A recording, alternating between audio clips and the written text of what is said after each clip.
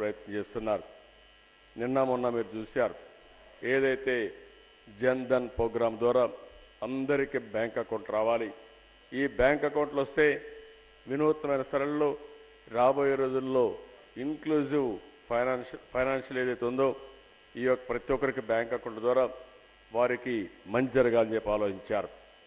రెండో విషయం మీరు చూస్తే నిన్నే స్వచ్ఛ భారత్, ఇది నా మనసుకు దగ్గరుండే ప్రోగ్రాం.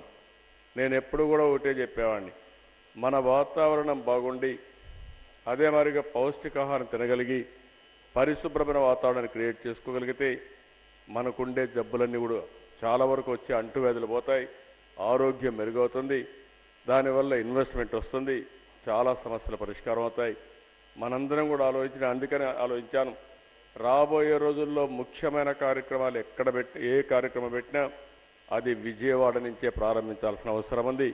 అక్టోబర్ 2వ తారీఖున గాంధీ జయంతి, 2 సంవత్సరాల కంటే ముందు నేను పాదయాత్ర ప్రారంభించిన రోజు అది ఇప్పుడు కూడా నా జీవితంలో ఎప్పుడూ గుర్తుండే సందర్భం. అందుకనే మళ్ళీ అక్టోబర్ 2వ తారీఖున విజయవాడలో ఒక పెద్ద ర్యాలీ తీసి ఇక్కడనే స్వచ్ఛ ఆంధ్రప్రదేశ్ కోసం, స్వచ్ఛ భారతదేశంలో భాగంగా స్వచ్ఛ ఆంధ్రప్రదేశ్ ఇక్కడనే ఒక ర్యాలీ తీయడం, ఆ రోజే పేదవాళ్లకు న్యాయం చేయడం కోసం 200 రూపాయల పింఛన్ని 1000 రూపాయలు అంటే 5 రెట్లు పెంచే కార్యక్రమాన్ని ఇక్కడి నుంచే ప్రారంభిస్తాం. ఒక 15 రోజులు ఈ కార్యక్రమంలో మనం దీపావళి వరకు కొనసాగించాలనుకుంటున్నాం. ఈ కార్యక్రమాన్ని మనం పూర్తి చేసుకోవాల్సిన అవసరం ఉంది. అదే మాదిరిగా ఈరోజు ప్రధానమంత్రి గారు మేక్ ఇన్ ఇండియా అనే ఒక ప్రోగ్రాం ఇచ్చారు. ఆ మేక్ ఇన్ ఇండియా ప్రోగ్రాం ఇచ్చిన తర్వాత మనం ఆలోచించేది మేక్ ఇన్ ఇండియా పెట్టుకుంటూనే దాంట్లోనే మేడ్ ఇన్ ఆంధ్రప్రదేశ్గా తయారు చేసి ఏ పరిశ్రమలు వచ్చినా ఏ పెట్టుబడులు వచ్చినా ఆంధ్రప్రదేశ్కి తీసుకొచ్చే బాధ్యత మనం తీసుకోవాల్సిన అవసరం ఉంది.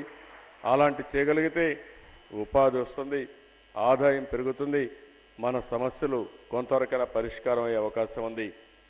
మన రాష్ట్రం ఒక నూతనమైన రాష్ట్రం అయితే ఒరిజినల్ బ్రాండ్ ఆంధ్రప్రదేశ్ది, ఆ విషయం కూడా మనం గుర్తుపెట్టుకోవాల్సిన అవసరం ఉంది. ఈరోజు అందుకనే మీరు చూస్తే ఏదైతే ఇక్కడ డీడీ ఉందో, దూరదర్శన్ ఉందో, దానికి పేరు కూడా ఆ పేరే మనం కొనసాగించే పరిస్థితి వచ్చింది. సప్తగిరి పేరు ఆ రోజు ఉంది, ఆ పేరుతోనే మనం కొనసాగిస్తున్నాం. అంటే ఈరోజు ఒరిజినల్ స్టేట్ కింద ఆ పేరు కూడా మనమే తీసుకొని ముందుకు పోతున్నాం అని చెప్పి కూడా నేను మీకు తెలియజేస్తున్నాను. ఇక్కడ నాయకులకు కొరత లేదు, బ్రహ్మాండమైన నాయకులు. ఇప్పుడే వారు చెప్పారు, ఈరోజు జాతీయ జెండా, ఈరోజు పింగళ వెంకయ్య ఒక సాధారణమైన కార్యకర్తగా ఉండి ఆ రోజు పార్టీలో జాతీయ జెండా రూపకల్పన చేశారంటే మన అందరం కూడా గర్వపడవలసిన అవసరం ఉంది.